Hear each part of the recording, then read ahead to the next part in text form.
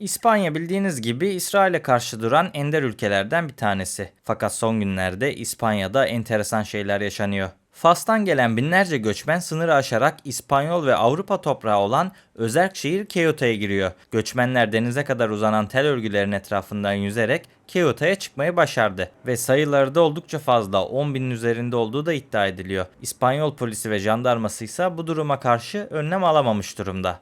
Quito'nun yerel yönetim başkanı Jesus Vizas, İspanyol ordusunu göreve çağırdı ve ulusal güvenlik için olağanüstü hal ilan edilmesini istedi. Bu görüşmeyi İspanya Başbakanı Sanchez ile telefonda yaptığı iddia ediliyor. Her ne kadar şehirde acil durum ilan edilse de İspanya Başbakanı Pedro Sanchez'in sınırların korunması için orduyu konuşlandırmayı reddettiği de ileriye sürüldü. Bu yüzden İspanya'nın bazı bölümlerinde Pedro Sanchez'in istifası için gösteriler yapılmaya başlandı. Pedro Sanchez'in istifası istenince de elbette sosyal medyada başka şeyler konuşulmaya başlandı. Yahudiler, Siyonistler İspanya'nın üzerine oynuyor, İspanya Avrupa Birliği'nden çıkacak, İspanya göçmen şehri olacak gibi bazı önemli noktalara değinilmeye başlanıldı. Bu videoda size Ceuta ve Melilla gibi İspanya'nın Fas'ta bulunan bölgelerini anlatacağım.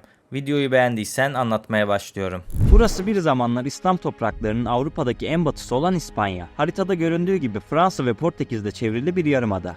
Unutmadan burada Andorra da vardı. Günümüzde İspanya, yüz ölçümü bakımından Avrupa'nın en büyük 4. ülkesi olsa da bir zamanlar tüm dünyaya yayılan sömürgeci bir devletti. Neredeyse tüm kıtalarda toprakları ve kolonileri vardı. Şimdilerde eski görkemli günlerinden uzak olsa da hala sömürgeci kültürden kalan ve İspanya toprakları dışında olmasına rağmen İspanyol kabul edilen topraklara sahip.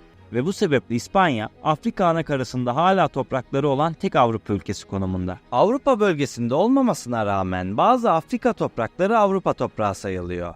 İspanya bu noktada coğrafi açıdan gerçekten de kafaları karıştırıyor. Afrika'da bulunan İspanyol topraklarından en bilinenleri ise Ceuta ve Melilla şehirleridir. Ve bu iki yerleşim yeri için Fas'la İspanyol hükümeti ara ara gerginlik yaşıyor. 2020 yılında İspanyol hükümetinde dış işlerinden sorumlu devlet sekreteri olan Cristiana Garlach, Fas'ın Madrid Büyükelçisi'ne İspanya tüm ortaklarından ülkenin egemenliğine ve toprak bütünlüğüne saygı göstermesini bekliyor. Mesajını ileterek Fas Başbakanı Ceuta ve Melilla ile ilgili sözlerine açıklık getirmesini istediğini söylemişti. Fas Başbakanı, Mısır medyasına yaptığı açıklamada Ceuta ve Melilla kentleri için Batı Sahra gibi Fas'ındır demiş ve Sahra gibi Fas toprağı olan Ceuta ve Melilla meselesini tekrardan açmanın günü ileride gelecek diye eklemişti. Oysa İspanya ve Fas arasındaki iki sınır kenti olan Melilla, 1447'den Ceuta'da 1580'den beri İspanyol toprağı olarak kabul görüyor. İspanya Anayasası'na göre her ikisi de özerk il statüsünde bulunuyor. Bu küçük kara parçası Melilla. Fas sınırıyla çevrili olan şehrin yüz ölçümü 20 km². Bu topraklar sayesinde Fas özünde bir Afrika ülkesi olmasına rağmen Avrupa ile sınır paylaşıyor. İspanya 1400'lerin sonlarında Melilla'yı işgal etti ve bugün hala kendi kontrolünde tutuyor. Günümüzde Melilla'da yaklaşık 86 bin kişi yaşıyor ve İspanyolca konuşuyor. Öte yandan şehir kendine özgü İspanyol mimarisiyle tasarlanmış ve para birimi ise Euro. İlginçtir ama bu bölge Kuzey Afrika'da yer almasına karşın hem Müslüman kültüre sahip hem de aynı zamanda Avrupa toprağı. Bu yüzden Melilla gezegendeki en sağlamlaştırılmış sınır duvarlarından birisine sahip. 5 aşamalı ve dünyanın en korunaklı sınırına hoş geldiniz. Bir göçmen olarak Avrupa topraklarına geçmek istiyorsunuz. Karşılaşacağınız ilk engel 9 metreye yakın dikenli ve uzun bir çit. Çitin son 3 metresi ise eğimli. Ama bitmedi. İyi bir tırmanıcıysanız ardından 6 metrelik ikinci bir çit daha tırmanmanız gerekiyor. Ama tek bir farkla. İkinci çite ulaşmak için zemini tamamen kapsayan, neredeyse 2 metre yüksekliğe sahip dikenli tel örgüleri geçmeniz gerekiyor.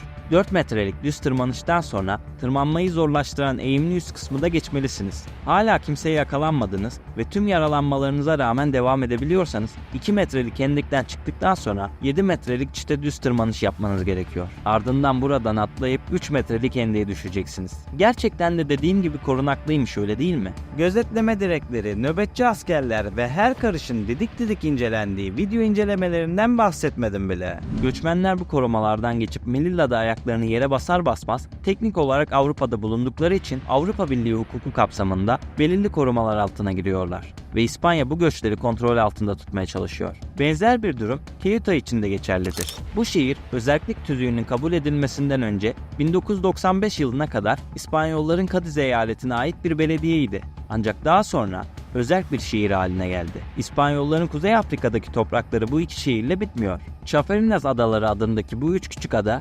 1847 yılından beri İspanya toprağı. İkinci Isabel ve Isla del Rey adalarında İspanyolların askeri üsleri bulunmaktadır. Adalar Melilla'ya 48 kilometre, Fas kıyılarına ise sadece 4 kilometre uzaklıktadır. Fas'ın batısında Afrika'nın bittiği yerde başlayan Kanarya Adaları ise İspanya'nın Atlas Okyanusu'nda yer alan takım adalarıdır. Afrika kıtasının 100 kilometre batısında yer alsa da coğrafi bakımdan Afrika kıtasının bir parçası olduğu kabul edilmektedir. Portekizlilerle İspanyollar arasındaki çekişmelere konu olan adalar 1479'da kesin olarak İspanyollara geçti. Bölge 2 Ağustos 1982'de yürürlüğe giren bir kanunla Kanarya Adaları özerk topluluğu olarak kabul edildi ve şu an özerk statüye sahip. İspanya'ya ait diğer adalarsa Cezayir sınırına yakın Balear Adalarıdır. İspanya'ya bağlı 5 büyük ve onları çevreleyen birkaç küçük adadan oluşan bu özerk bölge meşhur Ibiza'yı da içinde barındırıyor. Akdeniz iklimine sahip büyük adaların neredeyse tümü turistik yerlerdir. Özellikle Ibiza, dünyanın en popüler DJ'lerini gece kulüplerine çeken uluslararası bir partileme şehri olarak kabul ediliyor. Ayrıca İspanyolca ile birlikte Katalanca da bu bölgede resmi dildir. Fakat daha ilginci ise İspanyollar ve Fransızlar Faysans adını taşıyan bu adayı ortak yönetiyor. Fransa ve İspanya arasında bulunan Sülün Adası yılda 2 kez el değiştiriyor. Peki bunu neden yapıyor? Fransa ile İspanya sınırındaki Sülün Adası, az önce de söylediğim gibi yılın 6 ayı Fransa, kalan diğer 6 ayı da İspanya'nın hakimiyetine giriyor. Dünyada eşi benzeri olmayan bu olay, Bidasoa Nehri içerisinde bulunan ve 210 metre uzunluk, 40 metre genişliğiyle dünyanın en küçük adalarından biri olan bu yer için geçerli. Her iki ülkenin de hak iddia ettiği bu küçük ada, her sene Şubat ile Ağustos ayları arasında İspanya'ya ait kalırken, geriye kalan aylarda Fransa toprağı sayılıyor. Sülün Adası, Beyoğlu semtinden bile küçük olmasına rağmen tarihi açıdan çok değerli bir arazi. Bu adanın önemi ne diye merak edenler için şunu söylemem gerekiyor. 360 yıldır iki ülke arasında paylaşılan Sülün Adası barışın simgesi olarak kabul ediliyor. Çünkü bu ada için yapılan Pireneler Anlaşması Avrupa tarihinin en yıkıcı savaşlarından birisi olan 30 yıl savaşlarını bitirdi. Bir kıyısı İspanya'ya, bir kıyısı Fransa'ya bakan adada Fransız mı yoksa İspanyollar mı yaşıyor diye merak ediyorsanız bu adada yerleşim izni yok. Fakat Fransa ve İspanya arasındaki sınır karmaşası sadece bu adayla ilgili değil. Çünkü İspanyolların Fransa sınırları içerisinde kalan toprakları da var ve tamamen yerleşime açık. Livia adındaki bu bölge tamamen Fransız topraklarıyla çevrili ve İspanya ile kara bağlantısı yok. Buna rağmen İspanya toprağı ve burada İspanyollar yaşıyor. Bu da Livya'yı İspanya'nın Fransa'daki yerleşim bölgesi yapıyor. İlginç durumun sebebi yine 1959 senesinde yapılan Pireneler Anlaşması'na uzanıyor. Anlaşmaya göre İspanya 30'dan fazla köyü Fransa'ya veriyor. Ancak Livya'nın İspanyol şehri olarak kalmasını istiyor ve o günden sonra bu semt İspanyollara teslim ediliyor. Bu iki ülke arasındaki durum siyasi coğrafyada şöyle ifade ediliyor. Eğer bir bölge tamamen başka bir siyasi bölgenin sınırları dahilinde yer alıyorsa oraya anklav toprak deniliyor. Ekslav toprak ise siyasi olarak bağlı olduğu bölgeye coğrafi açıdan bağlı olmayan, bu bölge ile arasında başka bir siyasi bölge bulunan siyasi bölge anlamına geliyor. Yani Livya, İspanya'nın Ekslav toprağı iken Fransa'nın anklav toprağı oluyor. Daha da ilginç olanı ise bu yerleşim yerinin kontrolü İspanya'nın özerk bölgesi olan Katalonya'nın kontrolünde olması. Evet, İspanya hem coğrafyası hem de sıra dışı tarihiyle gerçekten de ilginç bir ülke. Bu videoda sizlere İspanyolların İspanya dışında bulunan sınır dışı topraklarını anlatmaya çalıştım. İçeriği beğenmeyi ve kanala abone olarak beni desteklemeyi unutmayın. Bir sonraki videoda görüşmek üzere. Beni buraya kadar dinlediğin için teşekkür ederim.